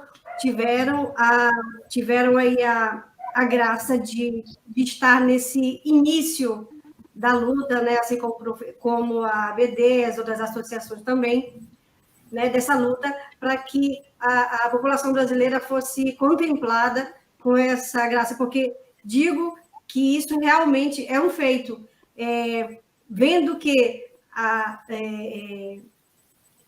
a necessidade de que uma equipe multidisciplinar seja instaurada, né? Que ali, como as professoras disseram, tem que andar junto a saúde, né? a saúde mental, junto com os psicólogos, com os fisioterapeutas, com os médicos, né? Os neuropsicólogos também, para que possam ter ali juntos a qualidade e a resposta para que essas crianças e as famílias se sintam mais apoiadas pelo governo brasileiro. Então, aqui eu vou colocar um vídeo que retrata o quão difícil é, ainda mais potencializado com esta avó, que tem 4 netos, que é a Márcia Abadia, que tem 4 netos com transtorno de aprendizagem. Não é fácil. Com uma pessoa, e vocês imaginem agora com 4. É uma luta enorme, enorme, que com certeza essas mães, pais e familiares, e os próprios professores aqui, têm mérito de heróis. Eu vou colocar aqui o vídeo para vocês perceberem que, com certeza, a partir de agora, que isso com certeza, depois da aprovação da lei, nós vamos aí ter toda uma adaptação, né, enorme, num processo aí que vai ser adaptável, mas diante dessa situação aqui, a gente percebe o quanto é urgente, é para ontem, logo. Vou colocar aqui um momentinho. Meu nome é Márcia Abadia, tenho guarda de 4 netos. Os 4 tiveram um diagnóstico de transtorno de déficit de atenção, hiperatividade e comorbidades. O João Marcos tem 20 anos, está cursando Ciências Contábeis na UNB e tem dislexia. O João Diego tem 17 anos, está no 3º ano do ensino médio e tem TEPAC. O Márcio tem 16 anos, está no 1º ano do ensino médio, tem autismo e deficiência auditiva. A Ana Clara, 9º ano, 14 anos e tem TEPAC. Eles foram matriculados no ensino regular da rede pública de ensino. Tiveram também os primeiros atendimentos médicos na rede pública de saúde. Descobrimos o transtorno de aprendizagem dos meninos, começando pelo João Marcos. Assim que os outros foram mostrando as mesmas dificuldades parecidas, também foram diagnosticados pela neurologia do hospital de base, depois encaminhados para o Hospital da Criança, que encaminhou para o serviço de psiquiatria do HMIB. No HMIB, conseguimos atendimento psicológico somente para o Márcio. E no COMP, conseguimos atendimento fonoaudiológico somente para o Márcio também. As consultas os prazos são muito extensos e não atendem à necessidade cotidiana que o transtorno gera. Nas escolas, o suporte dos meninos foi e ainda hoje é precário. Não tem um projeto, não tem um trabalho feito de forma regular. Por exemplo, são separados para fazer prova, às vezes o número de crianças separada é muito maior do que o número de alunos da sala que eles estão. Eles juntam todas as crianças com transtorno numa sala para fazer prova separada da turma. Os professores reclamam de ter que fazer as adequações curriculares que são necessárias. E nesse período que os meninos tiveram muita dificuldade escolar, os 3 mais velhos tiveram um suporte muito bom do Centro de Apoio ao Surdo, que tinha um projeto muito bom para atender quem tinha o transtorno do processamento auditivo. Esse atendimento acabava beneficiando o transtorno déficit de atenção, porque são similares a algumas abordagens. Depois eu consegui incluir os meninos no convênio, começaram a ter um atendimento individualizado. Mas uma coisa que me chamou a atenção foi que mesmo na rede particular de saúde, existe um problema muito sério dos profissionais de reconhecer esse transtorno. Muitos psicólogos e muitos fonoaudiólogos, eles chamam os pais na orientação e falam que a criança não presta atenção, que a criança não está progredindo porque não presta atenção. Por exemplo, tratamento fonoaudiológico. Diziam para mim que a criança não evoluía porque não estava prestando atenção. E parece que não tinha na formação desses profissionais estratégias para lidar com os portadores desse transtorno. Então, o que eu deixo aqui é o seguinte: nós tivemos muito prejuízo social, eu e os meus netos. Tivemos muitos prejuízos educacionais. Porque eu tive que desistir de cursos para dedicar a eles, desistir de muita coisa, muita renúncia. E os meus netos tiveram muito prejuízo, porque eles podiam ter aprendido mais. Eles podiam ter alcançado muitos sonhos deles mais. Só que isso não aconteceu, porque teve pouco suporte. E esse suporte, ele não existe porque não há um reconhecimento. Para se ter um suporte necessário, é preciso ter orçamento, políticas públicas, profissionais disponíveis na rede pública, na rede particular, ter acessibilidade aos tratamentos. E isso depende de legislação.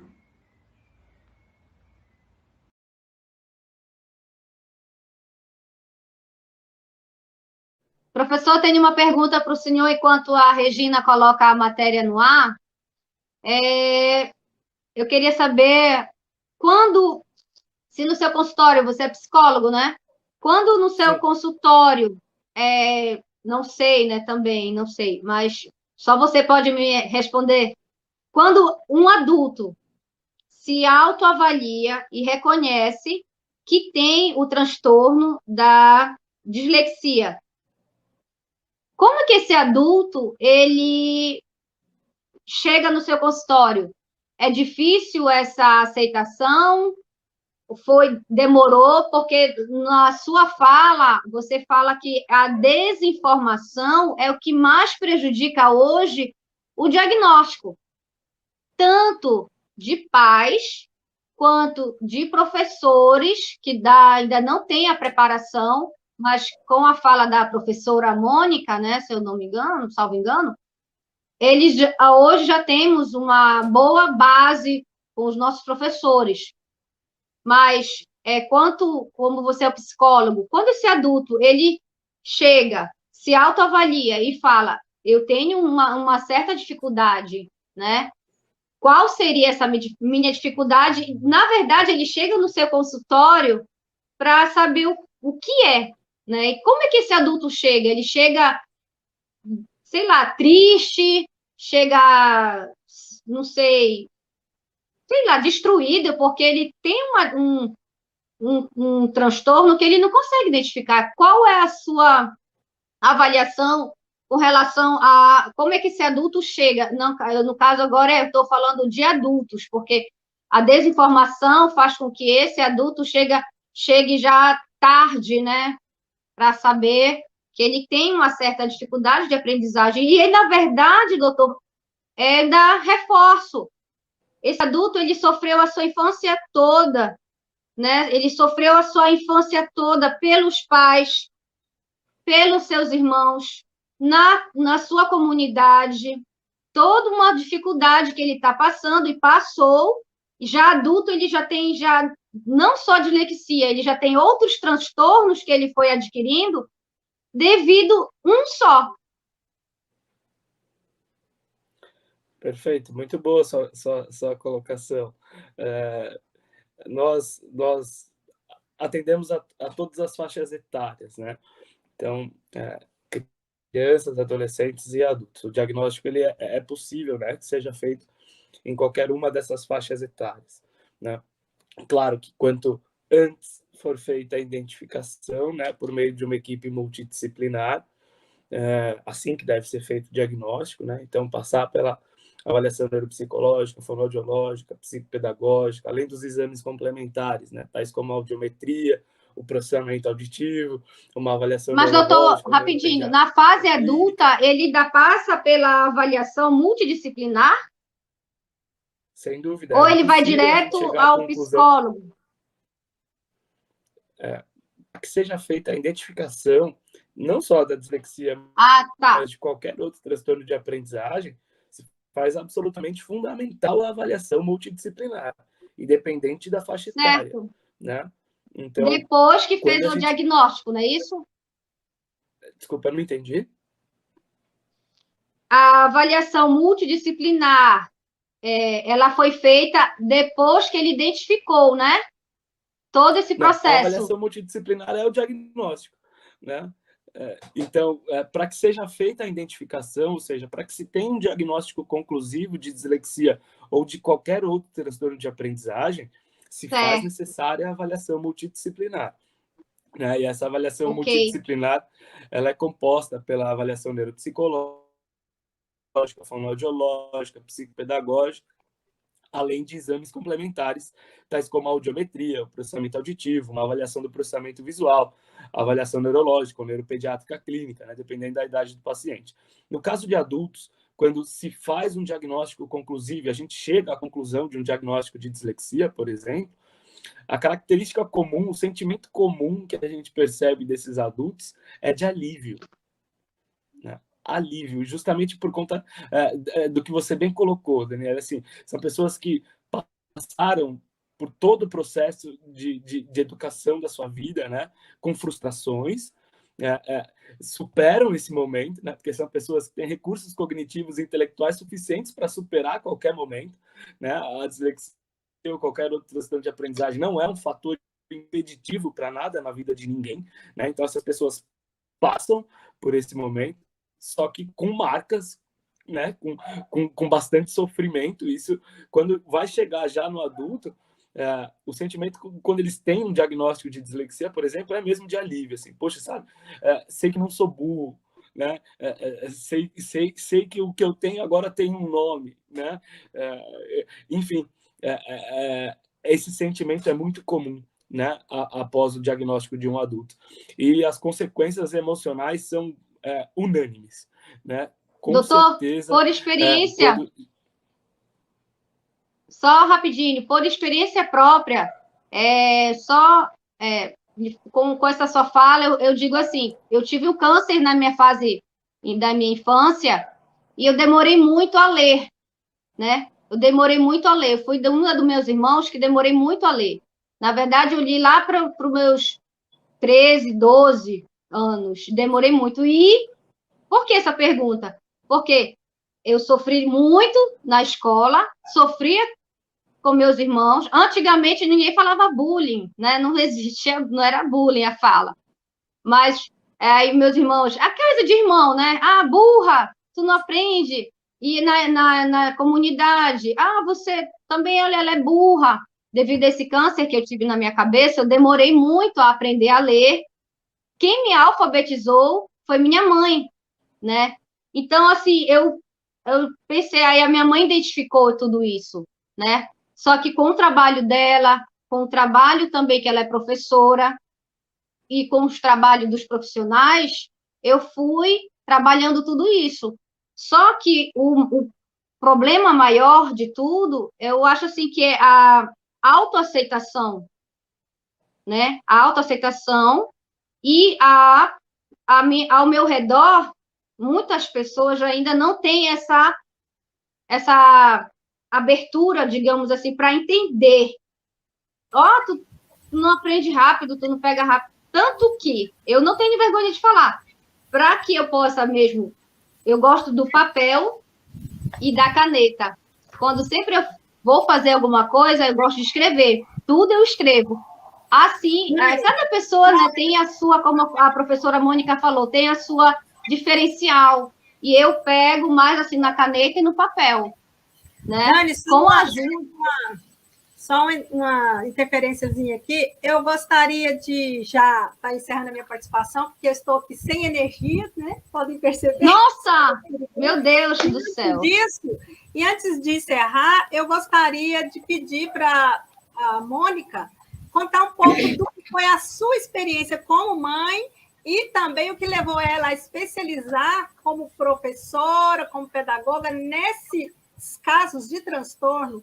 E, claro, não vai dar tempo, mas ela também militou, ela já falou um pouco, né? Todo mundo já falou um pouco dela, mas é uma luta que foi grande e uma mãe que foi atrás, se especializou e ajudou não só os dela, mas muitos, inclusive a minha. Obrigada pela oportunidade, minha luz está acabando e a minha bateria também. Eu vou sair do ar a qualquer momento, te agradeço todos os profissionais que estiveram aqui. Obrigada, Lúcia! E aí, sugestão, depois de tantos problemas técnicos, minha sugestão, assim que a lei sair, vamos fazer outro e trazer todo mundo de volta, se Deus quiser, sem problemas técnicos.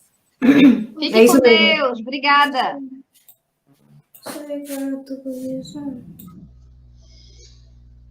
Então, trajetória. Eu acho que a minha trajetória foi como a trajetória de todas as mães. A diferença foi que eu acreditei que a gente podia mais.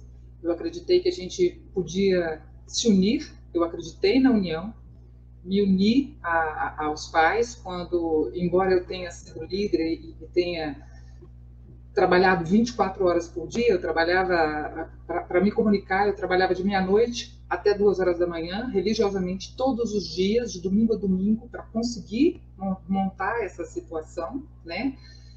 Enfim, eu acho importante, muito importante, que as famílias que estão muito angustiadas, primeiro é ter certeza que o teu filho, ou aquele que você ama, ele tem potencialidade.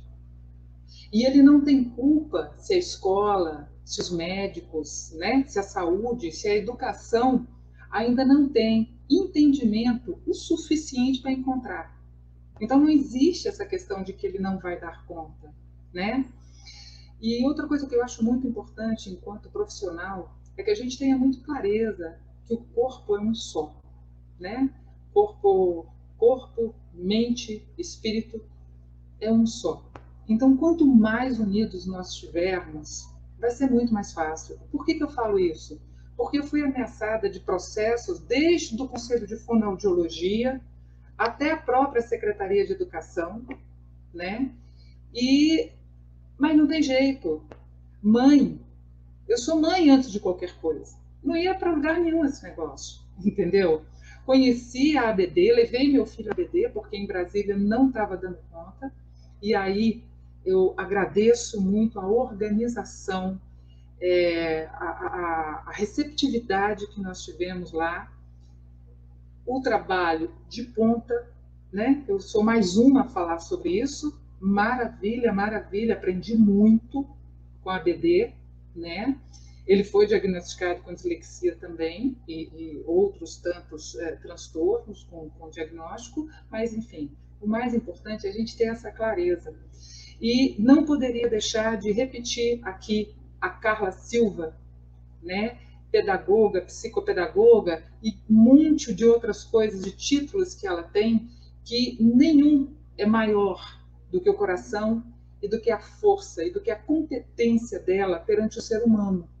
Muito, muito, muito, muito, muito forte. Eu acho que a gente não pode esquecer. Eu vou trazer uma fala que ela disse em 2014. Ela disse assim: aqueles que estão sob o seu comando hoje, tá falando para os professores, aqueles que estão sob o seu comando hoje, sob a sua orientação, podem te comandar um dia. Trabalhe bem, forme bem o seu aluno para não ser comandado por incompetentes no futuro.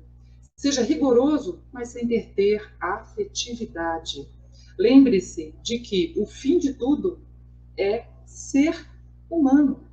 Todas as coisas são somente meios. E a comunicação é fundamental. Fundamental. A gente não precisa se comunicar só com a palavra. A gente pode comunicar de milhões de maneiras. O mais importante é a gente estar aberto a receber o diferente. Por quê? Porque nós somos diferentes também. Ou a gente acha que a gente é o normal? Eu não acredito nisso. Eu acho que foi assim, importantíssimo você citar a Carla. Eu até queria, estou usando meu último fio de energia aqui para falar, eu até queria muito que a Carla estivesse presente, mas não foi possível, porque eu tenho muito, muito a agradecer. Ela foi um anjo da vida da minha filha, e de muitos, né? De dezenas, centenas, né? E nós, quem sabe, né? Quando a Lei estiver aí, nós faremos outro programa, porque esse teve muitos problemas técnicos, quem sabe ela esteja aqui conosco, que foi uma guerreira, militante, atuante, e nesse projeto inovador, que, na minha opinião, deveria ter sido vitrine para ser um piloto para todo o Brasil, né? Eu tinha uma página no Facebook do movimento, né? Teve uma fase que eu fui vice-presidente do movimento, e tinha gente do Brasil inteiro e falava: eu quero esse projeto da minha cidade, traz para a minha cidade. E eu falava: querido, estamos todos os dias na Câmara Distrital implorando para ficar aberta, na Secretaria de Educação implorando para ficar aberta. Eles não percebem a necessidade e o ganho, as vitórias de crianças e adolescentes que diziam, os profissionais que não poderiam zerar o DEPAC, e lá conseguia, com uma equipe multiprofissional, que a Carla, há muito tempo, encabeçou. Então, meu agradecimento à Carla, meu agradecimento à Ana, que também é uma guerreira ali no CIL, luta, milita e está sempre se doando sangue, como a Mônica, a Janaína, para uma realidade que eles percebem, que doam e vê os frutos. Só que os outros não veem. Agora nós vamos ter essa lei e vamos à frente. Eu não posso não ter o benefício com a minha filha, mas eu não vou ver pais chorando, sofrendo, ou crianças com autoestima totalmente destruídas, porque não eram entendidas ou recepcionadas bem nas escolas, né? E isso, gente, na época, hoje eu não sei, não era só pública, não. Tínhamos reunião de cursos de pais, um curso maravilhoso que a Carla deu para os pais, que pais de funcionários de alto poder aquisitivo, de Senado, de onde for, que falava que as escolas muito ricas de Brasília falavam que seu filho está sendo convidado a sair, os filhos eram convidados a sair, porque não podiam, não sabiam e não queriam que recebesse esse tipo de pessoas, vamos dizer assim, com esses transtornos, porque não sabiam o que fazer e que não queria que não chegasse ao resultado tão rápido e esperado que as escolas querem para vender seu nome. Enfim, as escolas que hoje incluem ou quem deu esse passo primeiro hoje está na frente, né? Porque estamos todos nós com o politicamente correto, com inclusão, que é sempre bom frisar que inclusão em qualquer momento é muito bom, é sempre bom e progredindo cada vez mais, né? Desculpa, falei demais, mas é que é um assunto que me empolga e eu lamento não poder ter feito mais, porque foi passando o tempo e outras realidades eu me afastei um pouco dos projetos. Mas meus parabéns a todos aqui atuantes. Tchau, gente, minha bateria acabou. Muito bom, Lúcia, muito obrigado aí pelo seu depoimento, pelo seu testemunho. Eu queria começar agora, antes dos agradecimentos finais, dar um espaço para cada um dos nossos convidados fazer as suas colocações finais. Eu queria começar com a professora Ana Rosa Maruel. Os microfones são seus, suas colocações.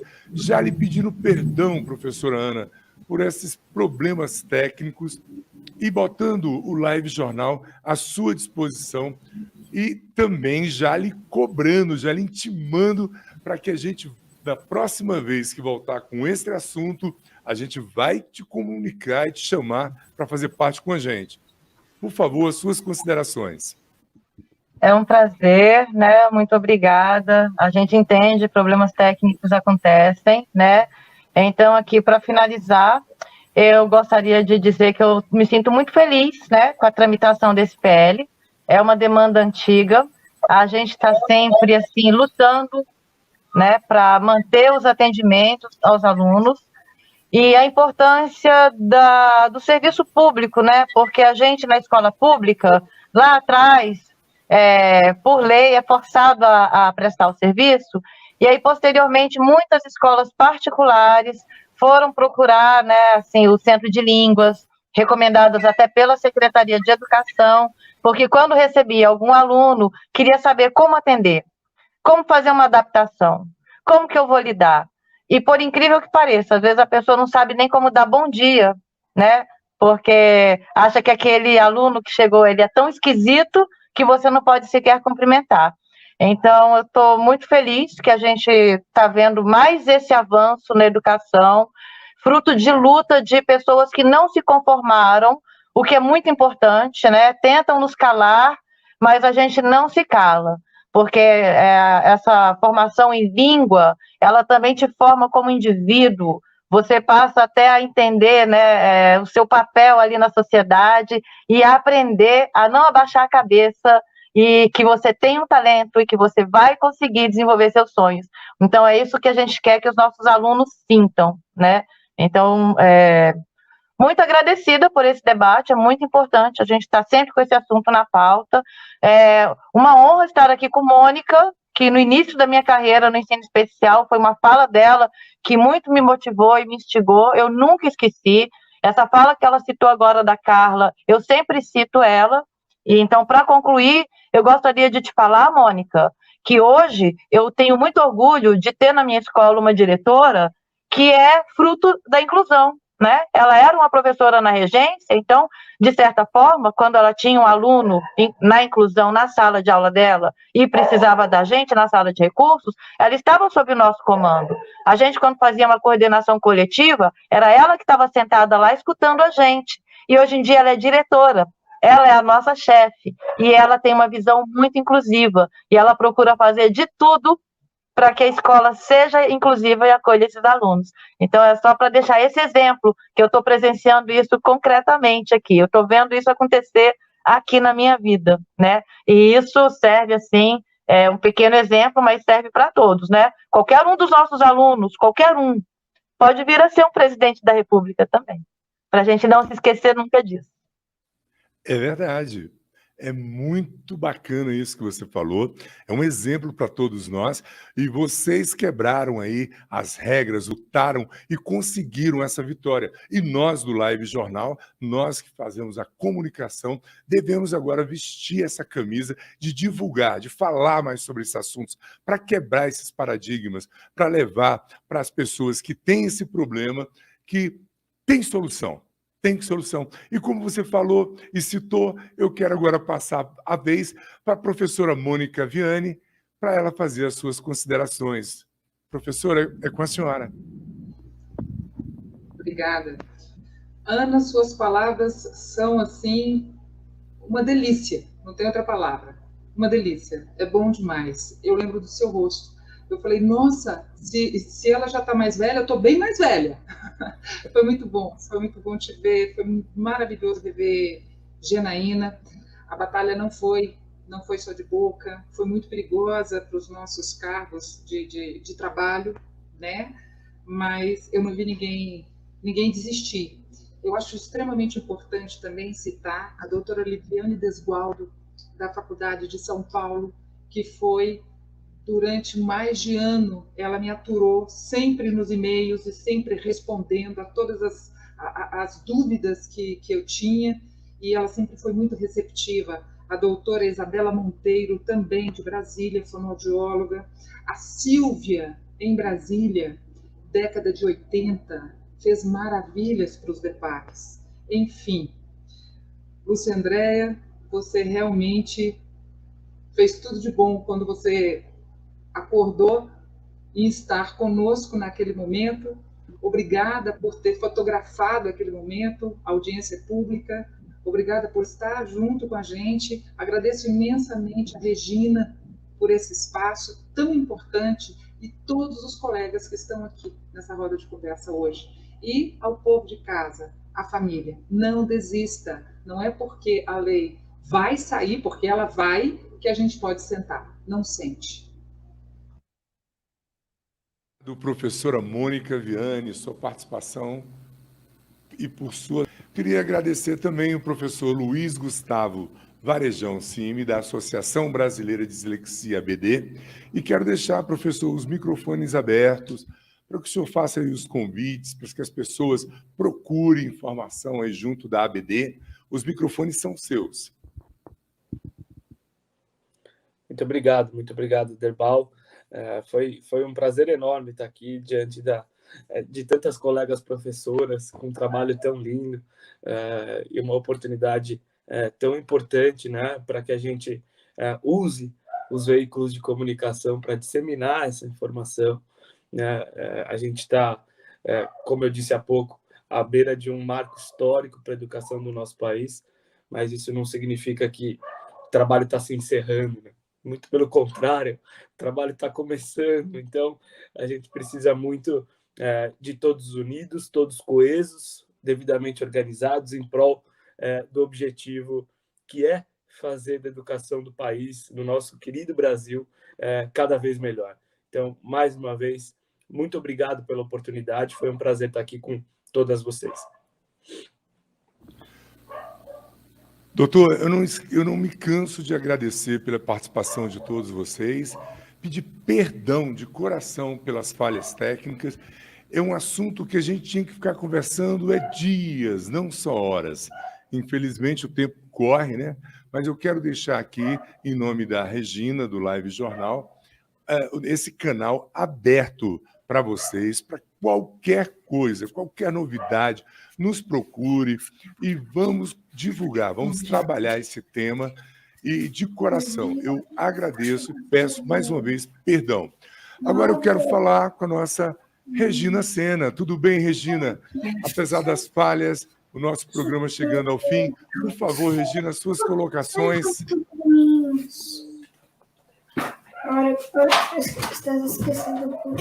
Olá, então. Eu quero agradecer a todos, Já estou no horário que os filhos já começam a reclamar a presença. Esse é o João Pedro, para quem não conhece, né, Regina? Pois, e a gente que está com transmissão ao vivo de casa, isso acontece. Então, eu agradeço aqui muito a cada um, pai, mãe, né, os professores. Eu acho que, assim, e isso acontece não só no Brasil, mas aqui em Portugal, ainda se precisa muito fazer na questão da unidade, de não brigarem entre si, o objetivo é o mesmo, não é? Todas as instituições profissionais, todos aqueles que estão imbuídos e estudaram muito e lutaram para o que fazem. Então, a unidade aqui é importantíssima. Então, se está acontecendo essa tramitação e acontecer, que de fato ela vai ser vai ser aprovada, é porque teve muita gente que não brigou em separado, mas juntos, estiveram ali juntos para que conseguisse concretizar esse feito, né? E que, com certeza, isso vai ser inspiração para outros países, inclusive aqui, Portugal, que precisa muito trabalhar na inclusão, porque muitas vezes ainda a palavra ela é mais teoria, é mais teoria. Então, aqui Portugal também precisa de muita mais prática e de muito mais união, para que todas as famílias com pessoas com transtorno, né, em todos os transtornos aqui a gente pode falar, né, mais do que os específicos e os outros também, que possam se unir, porque para conseguir leis que consigam suavizar o sofrimento de tantas famílias. A gente agradece muito aqui. Obrigada, Derbal, pela transmissão aí de Brasília. Obrigada e desculpem a todos pelos nossos transtornos de hoje. Passamos os limites do nosso horário, mas a fala de cada um professor, nós que também fomos, sentamos numa cadeira também e tivemos um mestre para lembrar a vida toda, nós sabemos o quão é importante. A educação não é menos importante do que a saúde. Ela não pode ser tratada como se fosse também com exclusão, diante de qualquer governo, diante de qualquer olhar. E também para toda a classe médica, que precisa também dos professores, para que auxiliem cada vez mais os nossos filhos um futuro, não é, muito mais inclusivo, porque mais do que nunca, né, a gente precisa falar de inclusão com afeto, com carinho e com união. Então, muito obrigada a todos. Eu vou aqui abrir aqui a imagem para que todos aqui apareçam. Não sei se vai dar para todos aqui, porque só podemos aqui aparecer 6. Acho que estão todos. Então, muito obrigada a todos, uma boa noite.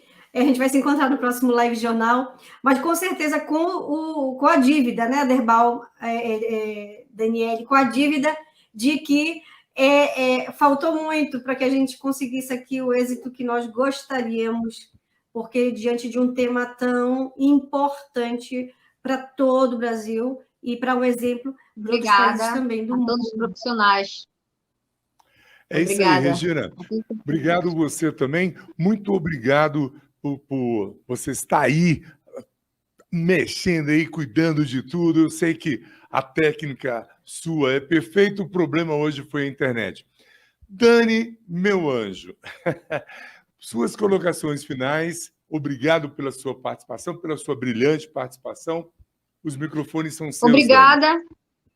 Obrigada, como eu estava falando com um profissional, psicólogo, o problema ele tem solução, como a minha família procurou, cada profissional, o professor, o psicólogo, o neuro, né, todos numa só, como a professora Mônica falou, a professora Ana, a fala de vocês foi maravilhosa, eu me identifiquei, a minha família se identifica, vocês são a pioneira, e como ele falou, professor, em 83, lá em 83, né, foi já uma chama ali, e eu agradeço muito por todos que participaram do programa, e fique com Deus e até a próxima, hein? Não vão esquecer. Obrigada mesmo. Obrigado, Dani. Meu povo, mais uma vez, muito obrigado a todos esses guerreiros. Claro, Jaqueline e Ellen, que saíram mais cedo, Andréia, que também, por motivos, falta de luz, Brasil, acabou a luz, a gente não pode culpar ninguém por isso, né? Acontecem esses imprevistos, mas eu queria agradecer de coração mais uma vez a participação de todos. Olha, me sinto assim lisonjeado de participar de um programa desse, vendo a luta de vocês que começaram há 14 anos atrás, que estão preocupados com o ser humano, que estão aí brigando por uma causa tão justa que, na maioria das vezes, foram mal recebidos, como já falaram aqui, que até o Ministério Público já entrou com ação contra vocês. E o nosso papel de comunicar, de divulgar, é uma gotinha no oceano, mas é uma gotinha do oceano que se faz presente e que faz questão de estar à disposição de vocês. Agradeço de coração a participação, a paciência de vocês, ficar junto com a gente aí 2h30 de programa. Esse é o Live Jornal. Quero agradecer também de coração nossos amigos internautas que mandaram perguntas aqui para a gente via YouTube, via WhatsApp. Vocês são um anjo. Torno a insistir, por favor, se inscreva nos nossos canais. Brasília TV no ar, aqui de Brasília. Regina Sena, do nosso canal Regina Brasil TV de Portugal, que é a âncora desse programa Live Jornal. Então, eu peço para você, se inscreva, dê o seu like, compartilhe esse nosso trabalho, que é só de levar informação. Não pedimos nada em troca. Gratidão, perdão, foi um prazer enorme. Contem sempre com o Live Jornal. Foi um prazer. Fiquem com Deus. Tchau.